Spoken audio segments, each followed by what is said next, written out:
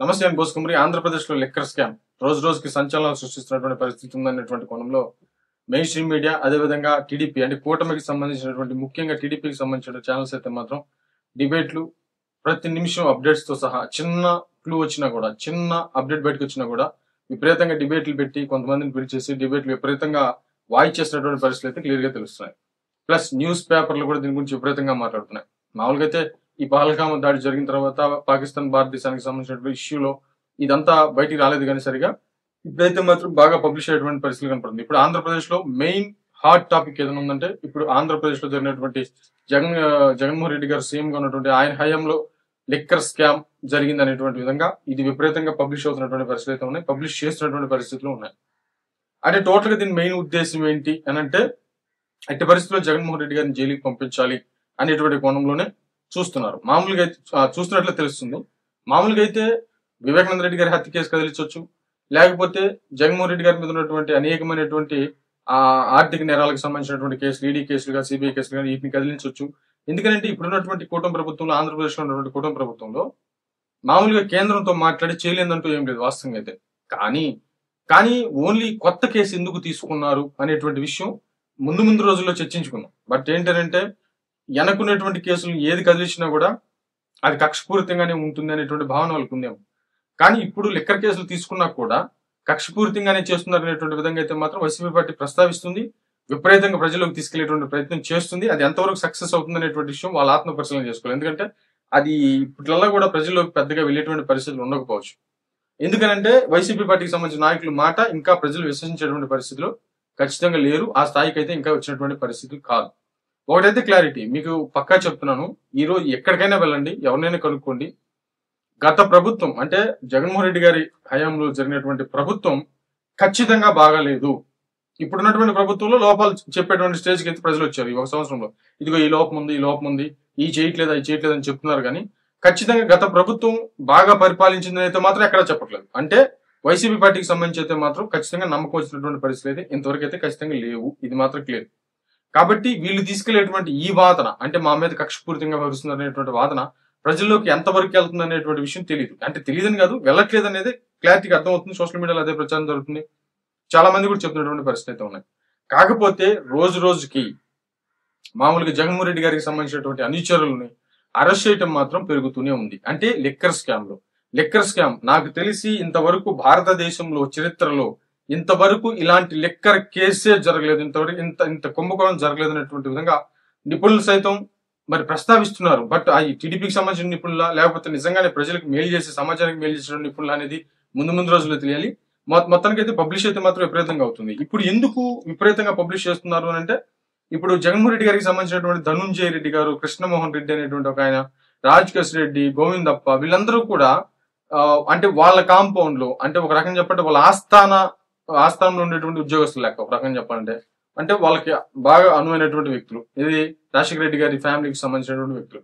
వీళ్ళందరూ కూడా ఈ దీన్ని లిక్కర్ విధానాన్ని టేకప్ చేసి, ముందు విజయసాయి రెడ్డి టేకప్ చేశారు, అది ఒక 5-6 నెలలకు ఆయన పక్కన పెట్టేసి మిగతా వాళ్ళందరూ కూడా దీన్ని టేకప్ చేసి, ఈ టేకప్ చేసినటువంటి దాంట్లో 40% ఎవరికో పంపించారు, మిగతా 50%, 60% వీళ్ళు కొట్టేశారు అనేటువంటి విధంగా రకరకాలైనటువంటి కథనాలు. మళ్ళీ కోర్టుకు వెళ్ళినా కూడా, వీళ్ళందరూ బెయిల్కి వెళ్ళినా కూడా బెయిల్ ఇవ్వనుంది కోర్టు. ఎందుకంటే కీలకమైనటువంటి ఆధారాలు కనపడుతున్నాయి కాబట్టి ఈ విషయంలో ఇచ్చేటువంటి పరిస్థితులు లేవు అనేటువంటి విధంగా కోర్టు తేల్చేసింది, అయిపోయింది. ఇది బాగా న్యూస్ అయింది.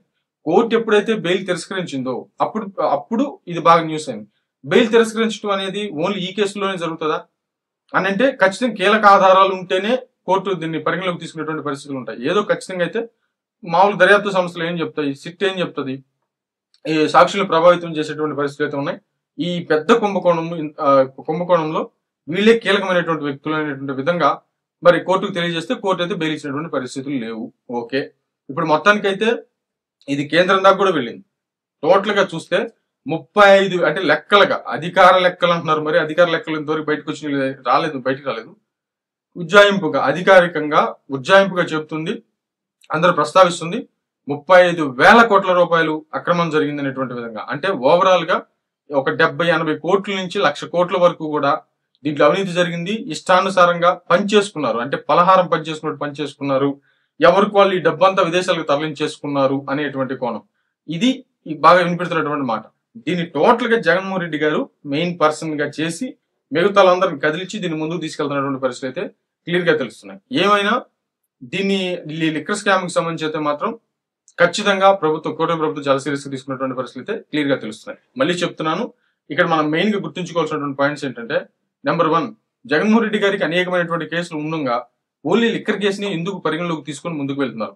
టీడీపీ చెప్పేటువంటి వర్షన్ ఏంటంటే, చట్టబద్ధంగా అక్కడ అన్యాయం జరిగింది కాబట్టి ముందుకు వెళ్తున్నారు అనేటువంటి కోణంలో చెప్తున్నారు. కానీ వాస్తవ పరిస్థితి ఏంటంటే, చంద్రబాబు నాయుడు గారిని అరెస్ట్ చేశారు కాబట్టి జగన్మోహన్ రెడ్డి గారిని కూడా అరెస్ట్ చేయాలి. క్యాడర్ ఇదే కోరుకుంటుంది, ఖచ్చితంగా కోరుకుంటుంది. దీంట్లో తప్ప అసలు ఎతికేటువంటి పరిస్థితులు ఉండవు. ఖచ్చితంగా ఆయన అరెస్ట్ చేసినటువంటి దిశగానే ముందుకు వెళ్తున్నారు అనేటువంటి కోణంలో ప్రజలకు అర్థమైపోతుంది. లేదు, మేము ఖచ్చితంగా చట్టబద్ధంగా వెళ్తున్నామని చెప్పి చట్టబద్ధంగానే వెళ్తున్నారు, కాదంటలేదు. కానీ దాని వెనక మోటివ్ ఉంది, ఖచ్చితంగా మోటివ్ ఉంది, దాంట్లో సమస్య లేదు దాంట్లో. కాబట్టి వీళ్ళు వైసీపీ పార్టీ తరఫున చెప్పేది ఏంటంటే, ఇదంతా కక్షపూరితమైనటువంటి విధానం చెప్తున్నా కూడా ప్రజలు నమ్ముతున్నటువంటి పరిస్థితి ఖచ్చితంగా లేవు. అంటే జగన్మోహన్ రెడ్డి గారికి అనేకమైనటువంటి కేసులు ఉన్నా ఈ కేసును కొత్తదానికి తీసుకురావడానికి కారణం ఏంటి? ఈ కేసు కానీ ప్రూవ్ చేయగలిగితే, ఒక కేసు ప్రూవ్ చేయగలిగితే ఆయన బెయిల్ క్యాన్సిల్ అయిపోతుంది, మిగతా కేసులు కూడా ఒకేసారి చుట్టుముట్టేస్తాయి, జగన్మోహన్ రెడ్డి గారి పని అయిపోతుంది అనేటువంటి విధంగా ఒక వ్యూహాత్మకంగా ముందుకు వెళ్తున్నారా? ఇది main point, total main point. దానికి కారణంగానే జగన్మోహన్ రెడ్డి గారికి సంబంధించినటువంటి మెయిన్ పర్సన్స్ అందరినీ కూడా అరెస్ట్ చేశారు. వాళ్ళకైతే కోర్టు బెయిల్ ఇవ్వలేదు. ఇదే బాగా చర్చ జరుగుతుంది. ఏమైనా సరే ఈ ఢిల్లీ లిక్కర్ స్కామ్ అన్నారు, కేజ్రీవాల్ గారు కూడా అరెస్ట్ అయ్యారు, మరి జైలుకి వెళ్లారు. కవిత గారు జైలుకి వెళ్లారు, తిహార్కి జైలుకి వెళ్లారు, ఆమె తిరిగి వచ్చారు. అంతకంటే 100 రెట్లు పెద్ద కుంభకోణం జరిగింది ఆంధ్రప్రదేశ్ లో అనేటువంటి విధంగా అయితే మాత్రం తెలియజేస్తున్నారు. ఈ కుంభకోణం జరగడానికి కారణం అందరికి అనుమానం కలుగుతుంది. ప్రజలు బాగా దీన్ని బలంగా విశ్వసించడానికి, ఖచ్చితంగా కుంభకోణం జరిగింది అని విశ్వసించడానికి 2 కారణాలు. ఒకటి, డిజిటల్ పేమెంట్ లేకపోవటం, అంటే జస్ట్ డబ్బులకే సీసాలు అమ్మటం, అంటే మద్యం అమ్మటం అనేది అందరికి డౌట్ కలిగించేటువంటి విషయం. రెండోది ఏంటంటే, పాత బ్రాండ్లు తీసేసి కొత్త బ్రాండ్లు తీసుకురావటం, అంటే ఒక రకంగా చెప్పంటే పిచ్చి మందు పచ్చి మందు. మరి ఈ తీసుకురావటం, ధరలు విపరీతంగా పెంచేయటం, డిజిటల్ పేమెంట్ లేకపోవటం, ఇవి మిగతా విషయాలు ఏమైనా చెప్పనివ్వండి, ఇవన్నీ కూడా ఖచ్చితంగా అనుమానం కలిగించేటువంటి విషయాలు, ప్రజలు బలంగా నమ్మటానికి గల కారణమైనటువంటి విషయాలు. ప్లస్ ఇంకొకటి ఏంటంటే, సరే ఆ డబ్బులు ఏమన్నా ప్రజలకు ఖర్చు పెట్టేటువంటి ప్రయత్నం ఏమైనా జరిగిందా?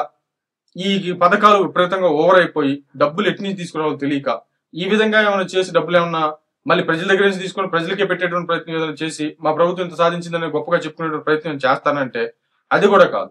ఈ మద్యాన్ని మా వాళ్ళు ఇంకా తాగుతారని చెప్పేసి మద్యం మీద మరి లోన్, అంటే అప్పు తీసుకొచ్చారు.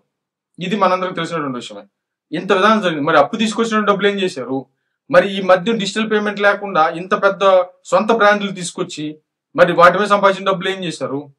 ప్లస్ అది కూడా కాకుండా ఈ లిక్కర్కి సంబంధించి అఫీషియల్ గా చేసుకునేటువంటి వ్యక్తులు, ఫ్యాక్టరీకి సంబంధించినటువంటి వ్యక్తులు ఎవరైతే ఉంటారో యజమానులు, వాళ్ళని బెదిరించి అంటే వాళ్ళకి గన్నులు కూడా చూపించి, ఈ రోజు న్యూస్లు వచ్చాయి, గన్నులు కూడా చూపించి వాళ్ళని బెదిరించి మరి వాళ్ళ దగ్గర నుంచి తీసుకున్నారు, ఈ తయారీ విధానాన్ని తీసుకున్నారు అనేటువంటి విధంగా కూడా విపరీతంగా పబ్లిష్ అవుతుంది. అంటే ఇవన్నీ కానీ నిరూపితం అయితే చివరికి వైఎస్ అవినాష్ రెడ్డి గారు, భాస్కర్ రెడ్డి గారు, వీళ్ళందరూ కూడా దీంట్లో ఇరుక్కున్నటువంటి పరిస్థితులు అయితే క్లియర్ గా ఉన్నాయి. ఈ పేర్లు కూడా ప్రస్తావనకు వస్తున్నాయి. అంటే టోటల్ గా వెరసి జగన్మోహన్ రెడ్డి గారికి సంబంధించినటువంటి మెయిన్ పర్సన్, అంటే టోటల్ గా కోటరీ మొత్తం, అంటే ఆయన ఏ గోడలైతే కట్టి కోట కట్టాడో ఆ కోటకు సంబంధించిన ప్రతి గోడ మీద కేసు పడుతున్నటువంటి ప్రతి వాళ్ళు దీంట్లో ఇన్వాల్వ్ అయ్యారని, అంటే ఎన్ని లక్షల కోట్ల రూపాయలు దీంట్లో అవినీతి జరిగింది అనేటువంటి విధంగా అయితే మాత్రం భయంకరంగా వార్తలు వస్తున్నాయి. ఇది నిజంగా నిరూపితంగానైతే చాలా అంటే చాలా పెద్ద ఇష్యూ అవ్వచ్చు. నాకు తెలిసి ప్రపంచమే షేక్ అయిపోవచ్చు, భారతదేశమే షేక్ అయిపోవచ్చు అనేది మాత్రం క్లియర్ గా అర్థమవుతున్నటువంటి విషయం. బట్ ఇది నిజమా కాదా, మరి ఇలాగే ఉంటుందా ఏంటి చూద్దాం.